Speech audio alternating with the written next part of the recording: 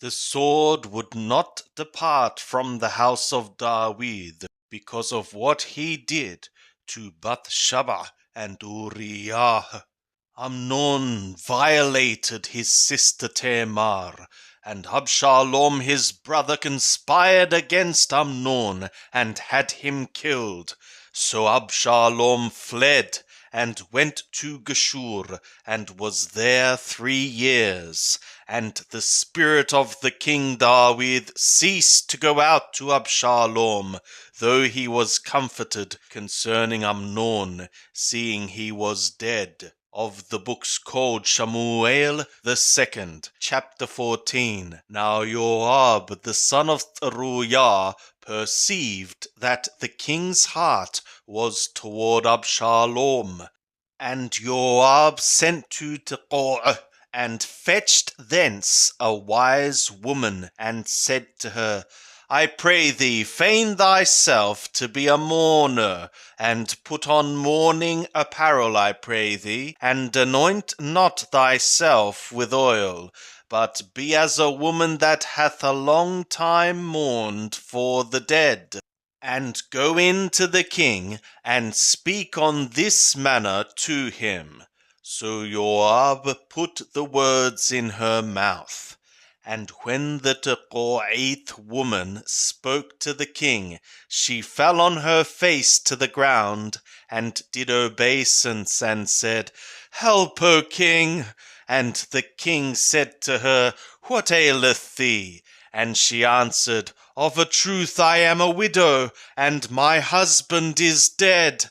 And thy handmaid had 2 sons, and they strove together in the field, and there was none to part them. But the one smote the other, and killed him. And behold, the whole family is risen against thy handmaid, and they say, Deliver him that smote his brother, that we may kill him for the soul of his brother whom he slew, and so destroy the heir also. Thus will they quench my coal which is left, and will leave to my husband neither name nor remainder upon the face of the earth. And the king said to the woman, Go to thy house, and I will give charge concerning thee. And the Tekoath woman said to the king, My lord, O king, the iniquity be on me, and on my father's house, and the king and his throne be guiltless. And the king said, Whosoever saith aught to thee, bring him to me, and he shall not touch thee any more. Then she said, I pray thee, let the king remember Yahweh thy God, that the avenger of blood destroy not any more, lest they destroy my son.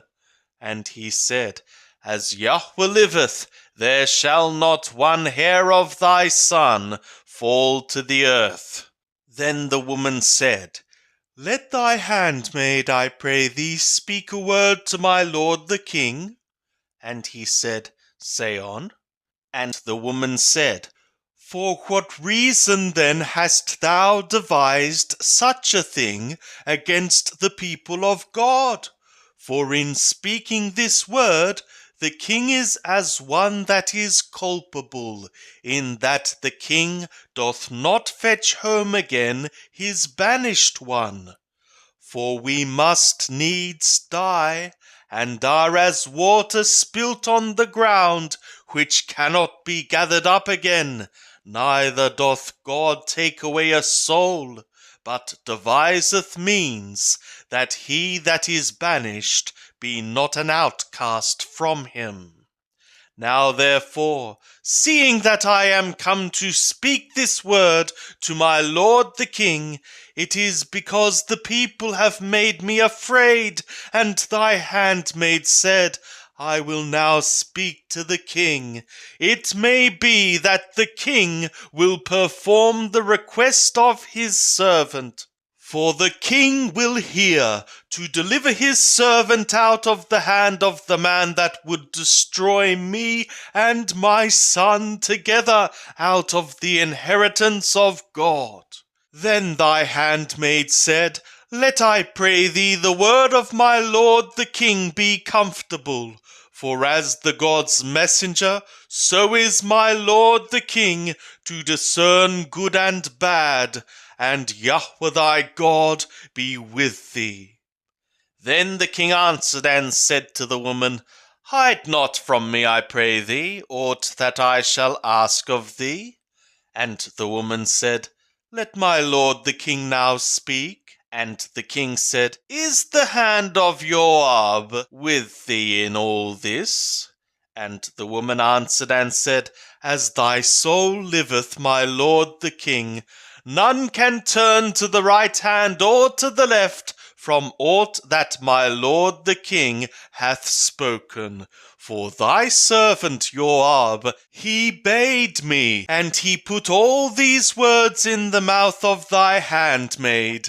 To change the face of the matter hath thy servant Joab done this thing, and my lord is wise, according to the wisdom of the God's messenger, to know all things that are in the earth. And the king said to Joab, Behold now, I have done this thing. Go therefore, bring the young man Absalom back. And Joab fell to the ground on his face, and did obeisance, and blessed the king.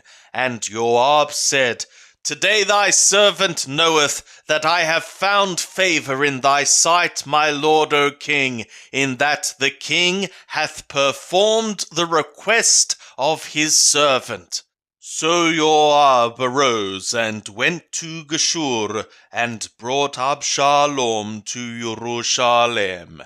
And the king said, Let him turn to his own house, but let him not see my face. So Absalom turned to his own house, and saw not the king's face. Now in all Israel there was none to be so much praised as Absalom for his beauty. From the sole of his foot even to the crown of his head there was no blemish in him. And when he cut the hair of his head, now it was at every year's end that he cut it, because it was heavy on him, therefore he cut it. He weighed the hair of his head at 200 shekalim, after the king's weight. And to Absalom there were born 3 sons and 1 daughter, whose name was Tamar. She was a woman beautiful of appearance. And Absalom dwelt 2 full years in Jerusalem, and he saw not the king's face. Then Absalom sent for Joab to send him to the king, but he would not come to him. And he sent again a 2nd time, but he would not come. Therefore he said to his servants, See, Joab's field is near mine, and he hath barley there. Go and set it on fire. And Absalom's servants set the field on fire. Then Joab arose, and came to Absalom to his house, and said to him, For what reason have thy servants set my field on fire? And Absalom answered Joab, Behold, I sent to thee, saying, Come hither, that I may send thee to the king to say, For what reason am I come from Geshur? It were better for me to be there still. Now therefore let me see the king's face, and if there be iniquity in me, let him kill me. So Joab came to the king, and told him. And when he had called for Absalom, he came to the king, and bowed himself on his face to the ground before the king. And the king kissed Absalom. And it was after this that Absalom prepared him a chariot, and horses, and 50 men to run before him.